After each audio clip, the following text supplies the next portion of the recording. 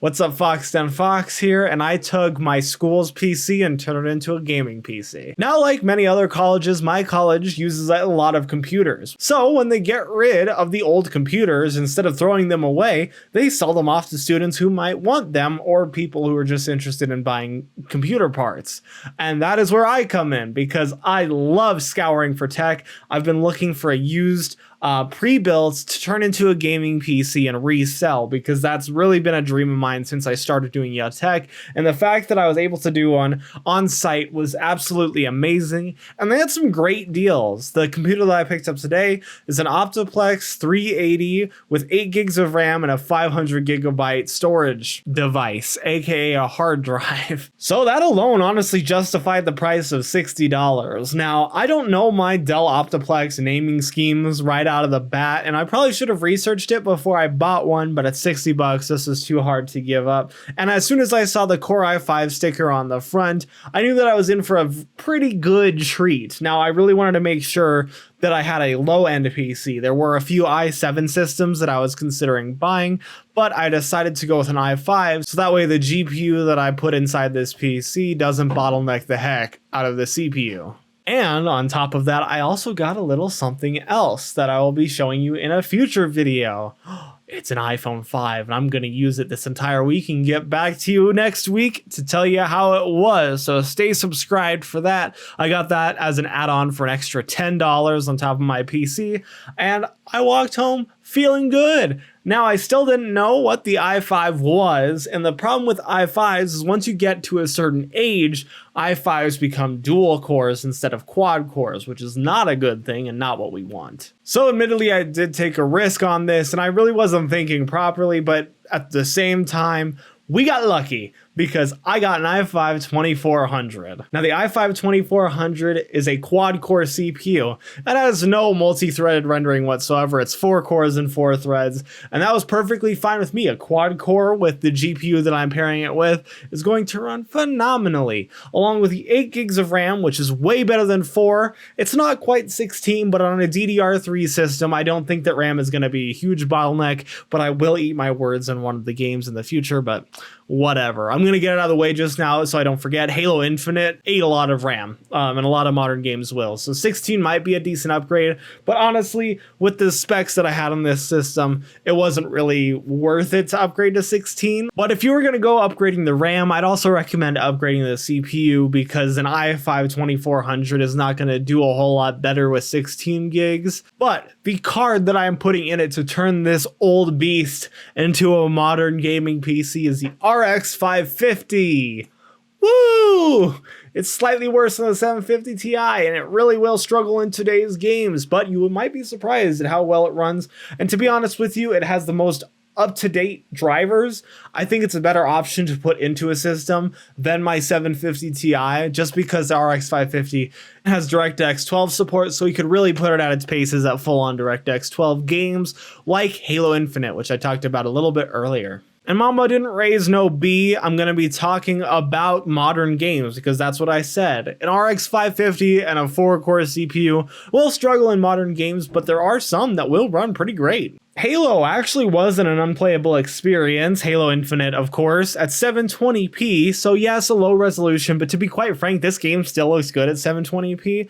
We saw an average of 30 FPS with a 1% low of 16 and a 0.1% low of 6. Now, that low 0.1% low was one freeze that happened at the beginning of the game. The rest of the game ran pretty smooth at around 30 FPS. There were some parts of the map that ran at 25. There were some parts that ran at 35. It ended up at an average of 30. Now, I would not recommend playing big team battle with these settings. You might have to lower resolution even more, or the campaign, because the campaign is very much an open world scenario and will tank frame rates. But if you're just going for some quick play, free-to-play Halo, I don't see why you can't play it on the RX 550 in combination with the i5 2400. Another brand new game that actually overkilled a little bit on, Tiny Tina's Wonderlands. Now, although the gameplay is very much the same as Borderlands and the graphics might look the same, I'm sure that this is more demanding than Borderlands 3 because it does look better. With that said, at 720p with the lowest settings, we saw an average of 58 FPS, and there were many times where that average was at 60. So It did have a 1% low of 12 and a 0.1% low of 3. Now, I'm going to be honest with you. Because I saw texture assets loading in, I think that was the hard drive in this system. And this system is a 500 gig, 7200 RPM hard drive, and it was really struggling to load in textures in some games. So I'm not actually going to say that it's the CPU's fault because I did see a lot of pop in. So I think it was the hard drive causing some of the stutter in this game. And we probably could have cranked up the settings to 1080p at the lowest possible settings, 900p at the lowest settings, or 720p with even up to low or medium settings and still get 30 to 50 FPS depending on what you chose. Another modern game is Gears 5. Now, it came out in 2019, sure, but that's still past the 550's date, and the 550 did say at the opening screen of Gears 5 that this is not a card meant for this game, but I chugged along, and I am so glad that I did, because that recommendation was wrong. Yeah, it might not be an optimal experience, quote unquote, depending on what your definition of optimal is. But with that said, Gears 5 at the lowest settings at 1080p saw an average of 37 FPS in the benchmark, and the benchmark performs much worse than multiplayer does. It performs closer to the campaign. But Gears 5 has a trick up its sleeve, and it's called variable resolution. So I decided to set the minimum allotted frame rate to 60, which this combination was not able to do. But with that setting turned on, we saw an average FPS of 52. So although it wasn't quite 60, with this setting enabled, you would likely see close to 60 FPS in multiplayer, which is important for multiplayer. Same with sort of like the Xbox One X back in the day, where you could have 30 FPS for campaign and then 60 on multiplayer. It didn't matter. And I have to say that the RX 550 makes a perfect companion for an i5 2400. If you're looking for a super low-end PC that is still up to date in terms of drivers, I would recommend an RX 550 and a 2400 combo. It's not going to set you back very much. I think that the RX 550s are probably still a little bit inflated in price, so I'm going to guess that they're about $75 on eBay. With that said, I think that that is still a fantastic budget build. If you can get an Optiplex plus an RX 550, you're going to have no issues whatsoever with some of the games. And of course, I cannot look at the RX 550 without talking about esports titles, because that's where it really shines.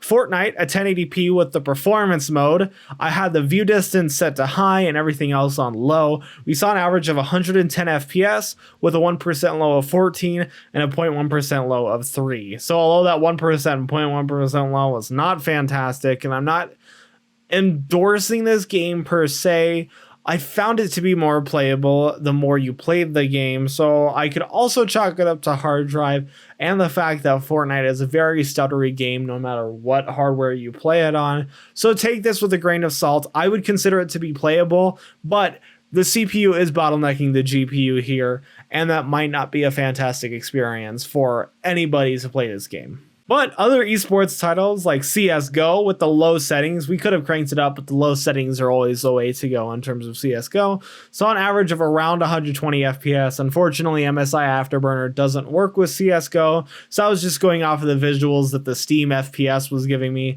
and it was around 120. Some parts will get you into 100, other parts will get you up to 160, and it averaged at around 120 FPS depending on where you were on Dust 2. Now, of course, CSGO came out around the time of this CPU, so that shouldn't be any sort of a shocker to anybody, and it ran great. Valorant at the medium settings ran even better than CSGO's low settings, with an average of 133 FPS, a 1% low of 54, and a 0.1% low of 32. So pretty good results all throughout with the 1% and 0.1% lows as well. And you could even go lower on the settings for Valorant, but medium was what it asked for in the optimization settings, and that's what I decided to go with. So medium ran fantastic. I'd have no problems playing Valorant on that machine. And that is my little experiment with my Dell Optiplex and RX 550. Now, my end goal is to sell it off as a very light gaming PC, and I will have these benchmarks posted just to make sure I'm not falsifying anything, because I want to be a genuine reseller. But I think I might have some fun before I sell it off, because it is really fun to look at these old systems. My goal might be to put in a 2700K, just because I really think that could help a lot, and they're not that expensive, and I could maybe throw in my GTX 980 in it and see how well that performs. So if you'd like to see that video, let me know. Otherwise, that was my school computer getting turned into a gaming computer. Thank you so much for watching this video. If you liked it, like, subscribe, do what you usually do, and as always, buy yourself something nice.